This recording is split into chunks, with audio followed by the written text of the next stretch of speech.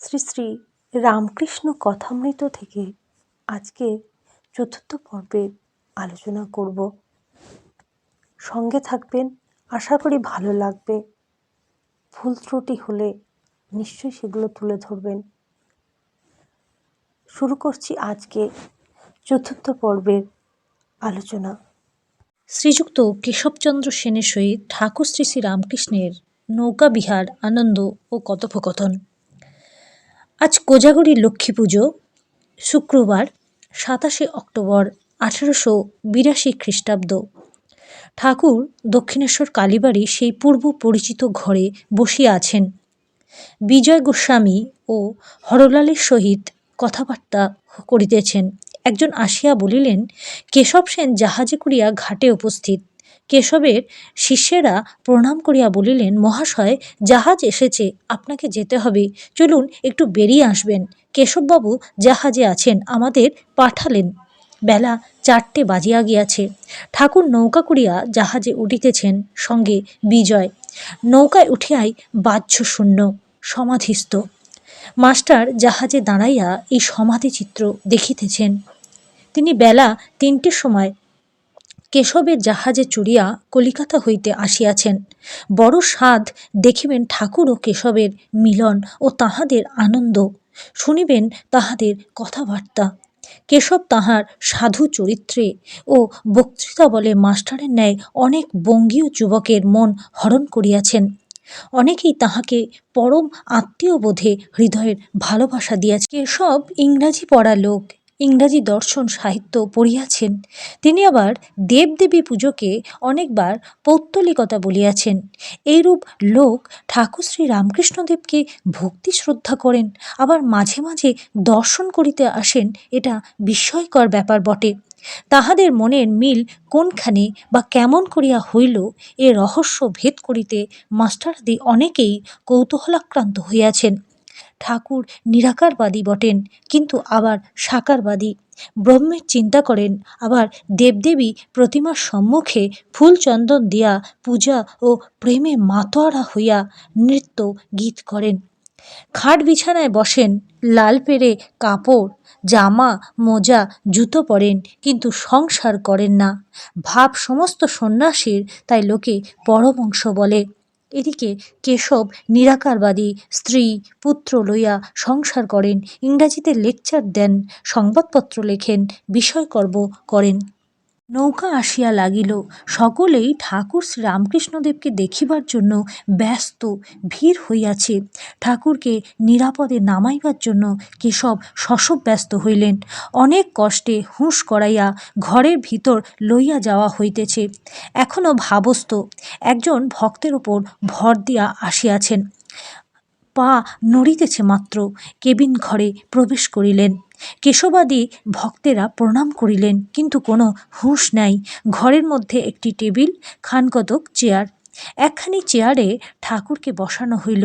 কেশব একখানিতে বসিলেন, বিজয় বসিলেন, অন্যান্য ভক্তরা যে যেমন পাইলেন মেঝেতে বসিলেন। অনেক লোকের স্থান হইল না, তাহারা বাহির হইতে উঁকি মারিয়া দেখিতেছেন। ঠাকুর বসিয়া আবার সমাধিস্থ, সম্পূর্ণ বাহ্য শূন্য, সকলে এক দৃষ্টিতে দেখিতেছেন। কেশব দেখিলেন ঘরের মধ্যে অনেক লোক, ঠাকুরের কষ্ট হইতেছে। বিজয় তাহাকে ত্যাগ করিয়া গিয়া সাধারণ ব্রাহ্ম সমাজভুক্ত হইয়াছেন এবং কন্যার বিবাহ ইত্যাদি কার্যের বিরুদ্ধে অনেক বক্তৃতা দিয়াছেন। তাই বিজয়কে দেখিয়া কেশব একটু অপ্রস্তুত। কেশব আসন ত্যাগ করিয়া উঠিলেন, ঘরের জানালা খুলিয়া দিবেন। ব্রাহ্ম ভক্তেরা এক দৃষ্টে চাহিয়া আছেন। ঠাকুরের সমাধি ভঙ্গ হইল, এখনও ভাব পূর্ণমাত্রায় রহিয়াছে। ঠাকুর আপনা আপনি অস্ফুট স্বরে বলিতেছেন, মা, আমায় এখানে আনলি কেন? আমি কি এদের বেড়ার ভিতর থেকে রক্ষা করতে পারবো? ঠাকুর কি দেখিতেছেন যে সংসারী ব্যক্তিরা বেড়ার ভিতরে বদ্ধ, বাহিরে আসিতে পারিতেছে না, বাহিরের আলোকও দেখিতে পাইতেছে না, সকলের বিষয়কর্মে হাত পা বাঁধা, কেবল বাড়ির ভিতরের জিনিসগুলি দেখিতে পাইতেছে আর মনে করিতেছে যে জীবনের উদ্দেশ্য কেবল দেহ সুখ ও বিষয়কর্ম, কামিনী ও কাঞ্চন। তাই কি ঠাকুর এমন কথা বলিলেন, মা, আমায় এখানে আনলি কেন? আমি কি এদের বেড়ার ভিতর থেকে রক্ষা করতে পারবো? ক্রমে বাহ্য জ্ঞান হইতেছে। গাজীপুরের নীলমাধববাবু ও একজন ব্রাহ্ম ভক্ত পওহারী বাবার কথা পাড়িলেন। একজন ব্রাহ্ম ভক্ত ঠাকুরকে উদ্দেশ্য করে বলছেন, মহাশয়, এরা সব পওহারী বাবাকে দেখেছেন, তিনি গাজীপুরে থাকেন, আপনার মতো আর একজন। ঠাকুর এখনো কথা কহিতে পারিতেছেন না। ঈষৎ হাস্য করিলেন। ব্রাহ্ম ভক্ত ঠাকুরকে উদ্দেশ্য করে আবার বলছেন, মহাশয়, পওহারী বাবা নিজের ঘরে আপনার ফটোগ্রাফ রেখে দিয়েছেন। ঠাকুর ঈষৎ হাস্য করিয়া নিজের দেহের দিকে অঙ্গুলি নির্দেশ করিয়া বলিলেন, খোলটা? বালিশ ও তার খোলটা দেহি ও দেহ। ঠাকুর কি বলিতেছেন যে দেহ বিনশ্বর, থাকিবে না? দেহের ভিতর যিনি দেহি তিনি অবিনাশী, অতএব দেহের ফটোগ্রাফ লইয়া কি হইবে? বালিশ ও তার খোলটা দেহি ও দেহ। ঠাকুর কি বলিতেছেন যে দেহ বিনশ্বর, থাকিবে না? দেহের ভিতর যিনি দেহি তিনি অবিনাশী, অতএব দেহের ফটোগ্রাফ লইয়া কি হইবে? দেহ অনিত্য জিনিস, এর আদর করে কি হবে? বরং যে ভগবান অন্তর্যামী মানুষের হৃদয় মধ্যে বিরাজ করিতেছেন তাহারই পুজো করা উচিত। ঠাকুর একটু প্রকৃতিস্থ হইয়াছেন। তিনি বলিতেছেন, তবে একটা কথা আছে, ভক্তের হৃদয় তাঁর আবাসস্থান। তিনি সর্বভূতে আছেন বটে, কিন্তু ভক্ত হৃদয়ে বিশেষ রূপে আছেন। যেমন কোনো জমিদার তার জমিদারির সকল স্থানেই থাকিতে পারে, কিন্তু তিনি তার অমুক বৈঠকখানায় প্রায় থাকেন, এই কথা লোকে বলে। ভক্তের হৃদয় ভগবানের বৈঠকখানা। সকলের আনন্দ হইল এই কথা শুনিয়া। জ্ঞানীরা যাকে ব্রহ্ম বলে, যোগীরা তাকেই আত্মা বলে, আর ভক্তেরা তাকেই ভগবান বলে। একই ব্রাহ্মণ যখন পুজো করে তার নাম পূজারী, যখন রাঁধে তখন রাঁধুনি বামুন। যে জ্ঞানী জ্ঞানযোগ ধরে আছে সে নেতি নেতি এই বিচার করে, ব্রহ্ম এ নয়, ও নয়, জীব নয়, জগৎ নয়। এরূপ বিচার করতে করতে যখন মন স্থির হয়, মনের লয় হয়, সমাধি হয়, তখন ব্রহ্মজ্ঞান। ব্রহ্মজ্ঞানীর ঠিক ধারণা ব্রহ্ম সত্য, জগৎ মিথ্যা, নামরূপ এসব স্বপ্নবৎ। ব্রহ্ম যে কি তা মুখে বলা যায় না, তিনি যে ব্যক্তি তাও বলবার জো নেই। জ্ঞানীরা এইরূপ বলে, যেমন বেদান্তবাদীরা। ভক্তেরা কিন্তু সব অবস্থাই লয়, জাগ্রত অবস্থাও সত্য বলে, জগৎকে স্বপ্নবৎ বলে না। ভক্তেরা বলে এই জগৎ ভগবানের ঐশ্বর্য। আকাশ, নক্ষত্র, সূর্য, চন্দ্র, পর্বত, সমুদ্র, জীব, জন্তু এসব ঈশ্বর করেছেন, তাঁরই ঐশ্বর্য। তিনি অন্তরে, হৃদয় মধ্যে, আবার বাহিরে। উত্তম ভক্ত বলে তিনি নিজে এই চতুর্বিংশতি তত্ত্ব জীব জগৎ হয়েছেন। ভক্তের স্বাদ যে চিনি খায়, চিনি হতে ভালোবাসে না। সকলের হাস্য। ভক্তের ভাব কিরূপ জানো? হে ভগবান, তুমি প্রভু, তুমি আমার দাস, তুমি মা, আমি তোমার সন্তান, আবার তুমি আমার পিতামাতা, তুমি পূর্ণ, আমি তোমার অংশ। ভক্ত এমন কথা বলতে ইচ্ছে করে না যে আমি ব্রহ্ম। যোগীও পরমাত্মাকে সাক্ষাৎকার করতে চেষ্টা করে, উদ্দেশ্য জীবাত্মা ও পরমাত্মার যোগ। যোগী বিষয় থেকে মন কুড়িয়ে লয় ও পরমাত্মাতে মন স্থির করতে চেষ্টা করে। তাই প্রথম অবস্থায় নির্জনে স্থির আসনে অনন্য মন হয়ে ধ্যান চিন্তা করে, কিন্তু একই বস্তু, নাম ভেদ মাত্র। যিনি ব্রহ্ম তিনি আত্মা, তিনি ভগবান। ব্রহ্মজ্ঞানীর ব্রহ্ম, যোগীর পরমাত্মা, ভক্তের ভগবান। এদিকে আগ্নেয়পোত কলিকাতার অভিমুখে চলিতেছে। ঘরের মধ্যে শ্রীরামকৃষ্ণকে যাহারা দর্শন ও তাঁহার অমৃতময়ী কথা শ্রবণ করিতেছেন, তাহারা জাহাজ চলিতেছে কিনা এ কথা জানিতেও পারিলেন না। ভ্রমর পুষ্পে বসিলে আর কি ভন ভন করে। ক্রমে পোত দক্ষিণেশ্বর ছাড়াইল। সুন্দর দেবালয়ের ছবি দৃশ্যপটের বহির্ভূত হইল। প্রোতচক্র বিক্ষুব্ধ নীলাভ গঙ্গাবাড়ি তরঙ্গায়িত ফেনিল কল্লোলপূর্ণ হইতে লাগিল। ভক্তদের কর্ণে সে কল্লোল আর পৌঁছাল না।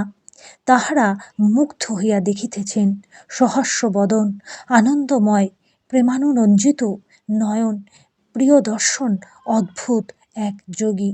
তাহারা মুগ্ধ হইয়া দেখিতেছেন সর্বত্যাগী একজন প্রেমিক বৈরাগী, ঈশ্বর বই আর কিছু জানেন না। এদিকে ঠাকুরের কথা চলিতেছে। ঠাকুর বলছেন, বেদান্তবাদী ব্রহ্মজ্ঞানীরা বলে সৃষ্টি, স্থিতি, প্রলয়, জীবজগৎ এসব শক্তির খেলা। বিচার করতে গেলে এসব স্বপ্নবৎ, ব্রহ্মই বস্তু আর সব অবস্তু, শক্তিও স্বপ্নবৎ অবস্তু। কিন্তু হাজার বিচার করো, সমাধিস্থ না হলে শক্তির এলাকা ছাড়িয়ে যাবার জো নেই। আমি ধ্যান করছি, আমি চিন্তা করছি, এসব শক্তির এলাকার মধ্যে, শক্তির ঐশ্বর্যের মধ্যে। তাই ব্রহ্ম আর শক্তি অভেদ। এককে মানলেই আরেকটিতে মানতে হয়। যেমন অগ্নি আর তার দাহিকা শক্তি, অগ্নি মানলেই দাহিকা শক্তি মানতে হয়। দাহিকা শক্তি ছাড়া অগ্নি ভাবা যায় না, আবার অগ্নিকে বাদ দিয়ে দাহিকা শক্তি ভাবা যায় না।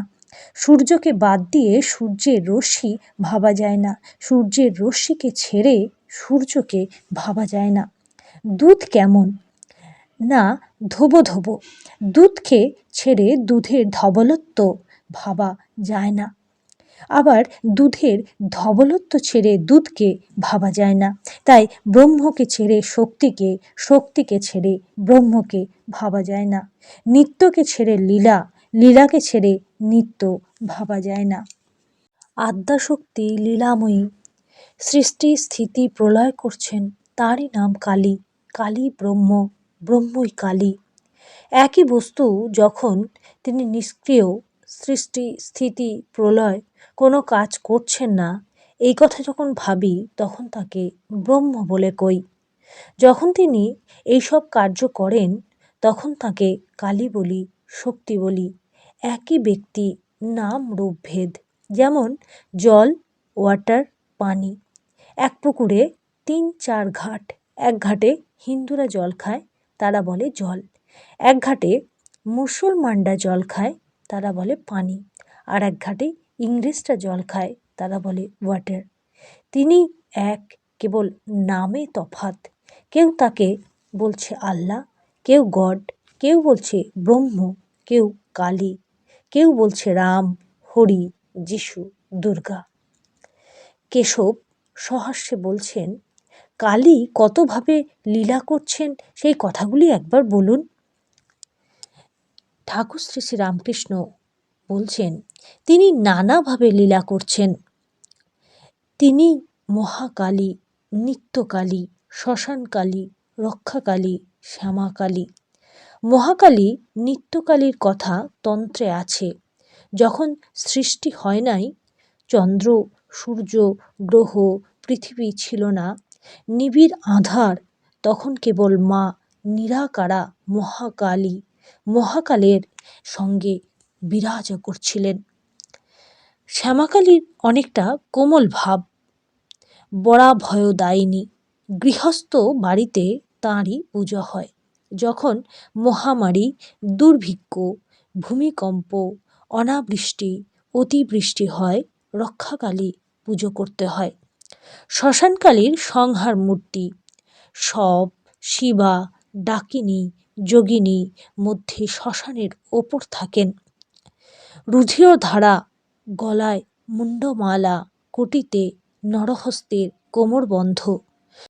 যখন জগৎ নাশ হয়, মহাপ্রলয় হয়, তখন মা সৃষ্টির বীজ সকল কুড়িয়ে রাখেন। গিন্নির কাছে যেমন একটা নেতাকাতার হাঁড়ি থাকে, আর সেই হাঁড়িতে গিন্নি 5 রকম জিনিস তুলে রাখে। সকলে এবং কেশব হেসে ওঠে। ঠাকুর হাসতে হাসতে বলেন, হ্যাঁ গা, গিন্নিদের ওই রকম একটা হাঁড়ি থাকে। ভিতরে সমুদ্রের ফেনা, নীল বড়ি, ছোট ছোট পুঁটলি বাঁধা শশা বিচি, কুমড়ো বিচি, লাউ বিচি এইসব রাখে, দরকার হলে বার করে। মা ব্রহ্মময়ী সৃষ্টি নাশের পর ওই রকম সব বীজ কুড়িয়ে রাখেন। সৃষ্টির পর আদ্যাশক্তি জগতের ভিতরেই থাকেন, জগৎ প্রসব করেন, আবার জগতের মধ্যে থাকেন। বেদে আছে ঊর্ধ্বনাভির কথা, মাকড়সা আর তার জাল। মাকড়সা ভিতর থেকে জাল বের করে, আবার নিজেই সেই জালের ওপর থাকে। ঈশ্বর জগতের আধার, আধেয় দুই। কালে কি কালো? দূরে তাই কালো, জানতে পারলে আর কালো নয়। আকাশ দূর থেকে নীলবর্ণ, কাছে দেখো কোনো রং নেই। সমুদ্রের জল দূর থেকে নীল, কাছে গিয়ে হাতে তুলে দেখো কোনো রং নাই। এই কথা বলিয়া প্রেমোন্মত্ত হইয়া শ্রীরামকৃষ্ণ গান ধরিলেন। মা কি আমার কালো রে, কালো রূপে দিগম্বরী, হৃৎপদ্ম করে আলোরে। আজকের আলোচনা এটুকুই। সঙ্গে থাকবেন, আসবো খুব শীঘ্রই নতুন একটি অডিও নিয়ে শ্রী শ্রী রামকৃষ্ণ কথামৃত থেকে। সকলকে জানাই আন্তরিক ধন্যবাদ। সকলে সুস্থ থাকবেন, ভালো থাকবেন।